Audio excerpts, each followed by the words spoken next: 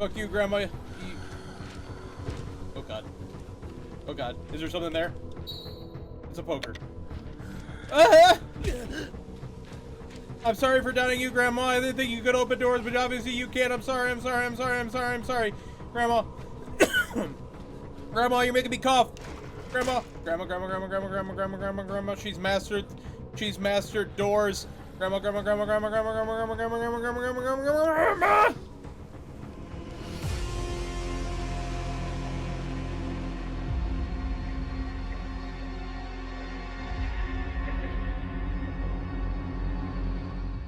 Hollow Cocoon is a first-person survival horror game developed and published by Nayuta Studio. This game takes place in 1980s Japan as you play as Minato, who is coming back to his hometown once he learns about his grandmother's illness. As Minato arrives at the home, weird stuff starts happening, and then he starts to get hunted by a humanoid creature known as the Silkworm. So what was supposed to just be a normal trip back to help his grandmother turned into a fight for survival and a search for the truth. Pick up, police! Hi. Who says hello? Hi.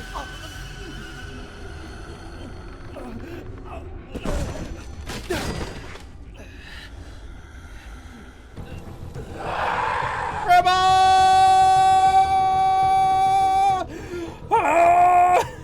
I truthfully can say that I enjoyed the story of the game.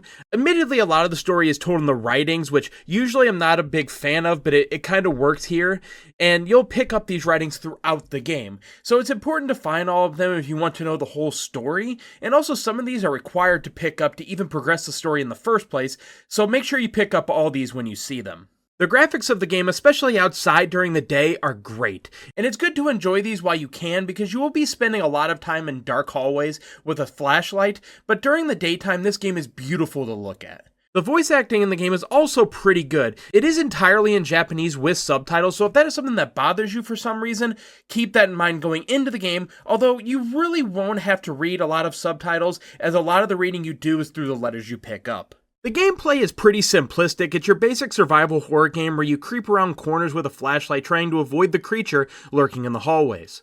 The creature's walking path seems to me to be procedurally generated, where it can just turn around and walk in any direction at any time, keeping the player on their heels, which I've always really enjoyed. I enjoyed it in Alien Isolation, and I enjoyed it here.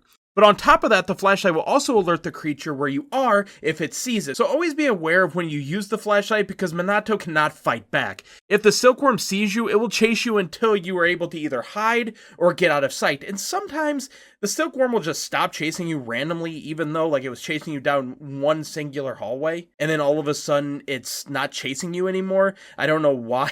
I don't know why it stopped chasing you, but that did happen a few times. I'm not complaining, but that was a little weird. It felt like, sometimes the creature just kind of gives up, and then other times it's just at you all the time, nonstop, to the point of annoyance.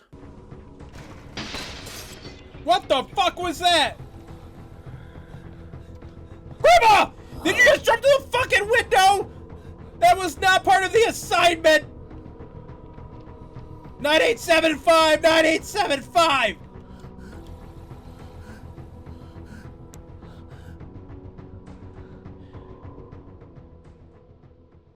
I don't know where Grandma went, but she's a nut job and a half. Some of the issues I had with the gameplay is it just felt a little clunky at times.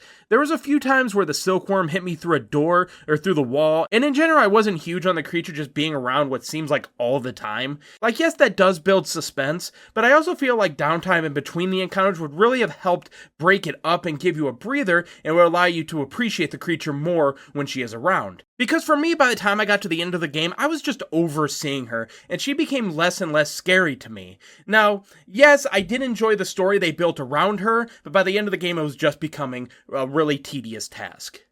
This probably had to do with the game being about 2 to 4 hours long, and so they didn't really have time to give the players a breather. It was just go, go, go all the time. When you aren't being chased or hiding from the Silkworm, you will be doing various amounts of puzzles, and I think this was the most annoying part of the game. Not the puzzles themselves, but the fact that this map is like a maze, and sometimes you will forget where you're going, and it had me running around not knowing where to go. So I feel like this game needs a better sense of direction, because at times, it was starting to become a headache after I ran to the same room like 4 times in a panic as I was getting chased the whole time. In the end, I think this game has so much potential to be something good. The story, in my opinion, was pretty good and heartbreaking at times if you read all the notes. But I do feel like the gameplay holds it back, some of the mechanics hold it back, and I feel like they should have just given you something else to do other than hide from the monster and do puzzles to make this game feel like you aren't just doing the same thing for 3 hours straight. But I do think this game does have a solid base, which is why I'm giving Hollow Cocoon a 6 out of 10. If this game would have given you more to do, if it wouldn't have been the same running away from the creature gameplay loop the entire game, I think this game could have been something really good, especially at its $15 price point. Nayuta Studio can take what they learned from this game and make an even better game in the future, and this game shows they have the potential to do that. But what did you guys think of Hollow Cocoon? Did you like it more or less than I did? Let me know in the comment section below. But that is going to do it for this review. Thank you guys so much for watching, and I will see you in the next one. Bye, guys.